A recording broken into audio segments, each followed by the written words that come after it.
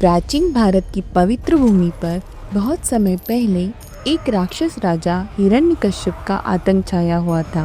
असीम शक्ति और अभिमान से भरा हिरण्यकश्यप विश्व का स्वामी बनना चाहता था। उसकी महत्वाकांक्षा की कोई सीमा नहीं थी और उसकी क्रूरता की भी, यहाँ तक कि देवता को भी नहीं। हिरण्यकश्यप ने अमर होने की ठान ली और भगवान ब्रह्मा को प्रसन्न करने के लिए कठोर तपस्या की। वर्षों तक वो अडिग खड़ा रहा, गर्मी की तपन और सर्दी की ठंड को सहते हुए। उसका मन अपने लक्ष्य पर केंद्रित था।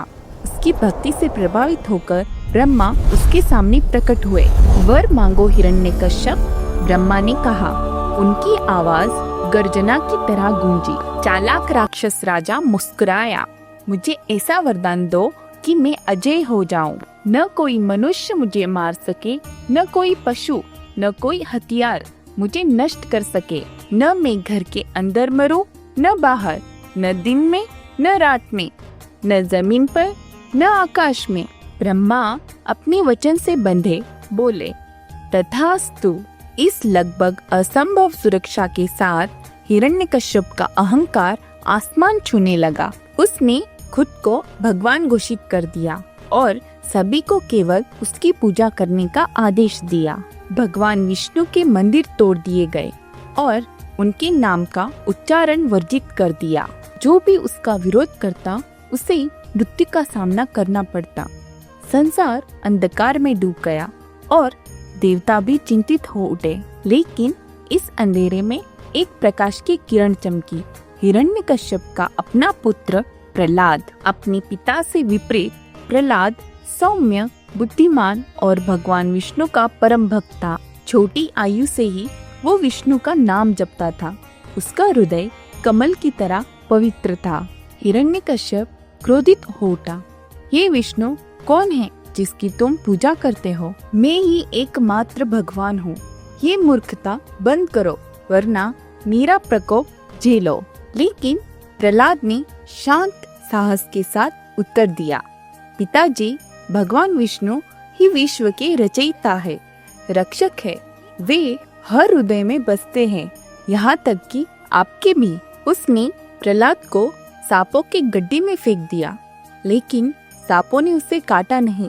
उसे जलती आग में डाला गया, लेकिन आग ठंडी हवा बन गई।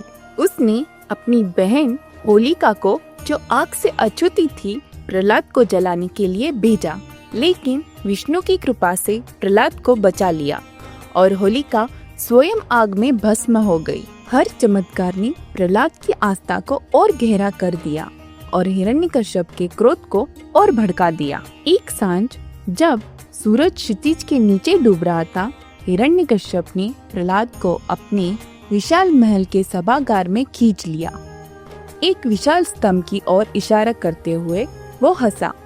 तुम कहते हो तुम्हारा विष्णु हर जगह है, क्या वो इस स्तंभ में भी है?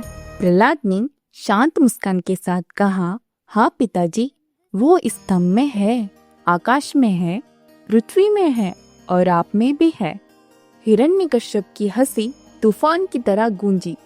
मूर्ख, अगर तुम्हारा भगवान इस स्तंभ में है तो उसे बाहर निकलने दो और मुझसे सामना करने दो। गर्जना के साथ उसने अपनी विशाल मुट्ठी से स्तंभ पर प्रहार किया। महल कांप उठा। एक शेर की दहाड़ ने हवा को चीर दिया, जो हजारों शेरों से भी अधिक भयानक थी। स्तंभ फट गया और उसमें से एक ऐसी सत्ता प्रकट हुई जो न पूरी तरह मनुष्य थी न पशु। उसका शरीर मानव का था, लेकिन सिर एक उग्र शेर का था, जिसकी आंखें आग की तरह चमक रही थी। जटाएं मानो दैवीय क्रोध से जल रही थी। उसके नाखून बिजली की तरह चमके और उसकी गर्जना ने स्वर्ग को हिला दिया।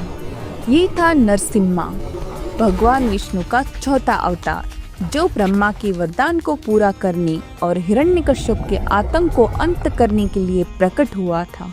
हिरण्यकश्यप टिटक गया। उसका अजेय वरदान अब एक कमजोर ढाल बन चुका था। नरसिम्हा न मनुष्य था न पशु, और इस तरह उसने राक्षस की सुरक्षा को घटा बता दिया।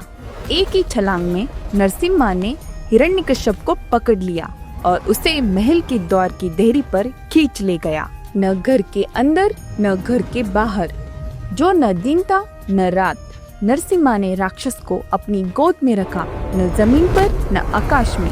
एक गर्जना के साथ जो ब्रह्मांड में गूंजी, नरसिम्हा ने अपने नाखूनों से हिरण्यकश्यप को चीर डाला। कोई हथियार नहीं, राक्षस राजा का शासन एक पल में समाप्त हो गया। उसका अभिमान विष्णु के शेर मानव अवतार के दैवीय क्रोध से चूर चूर हो गया। स्वर्ग में देवताओं ने हर्षोल्लास किया, नरसिम्हा पर फूलों की वर्षा की। संसार ने फिर से स्वतंत्र रूप से सांस ली, लेकिन नरसिम्हा का क्रोध अभी भी धधक रहा था। उनका दैवीय रोष सृष्टि को ही भस्म करने की धमकी दे रहा था। प्रहलाद, नन्हा भक्त, निर्भय होकर आगे बढ़ा। हाथ जोड़कर और हृदय में प्रेम उसने विष्णु की स्तुति की। हे नरसिम्हा, आपके क्रोध ने विश्व की रक्षा की, अब आपकी कृपा इसे शांति दे। नरसिम्हा की ज्वलंत आंखें नम्र हो गई। उनकी गर्जना एक कोमल पनमनाट में बदल गई। उन्होंने प्रहलाद के सिर पर हाथ रखा और आशीर्वाद दिया।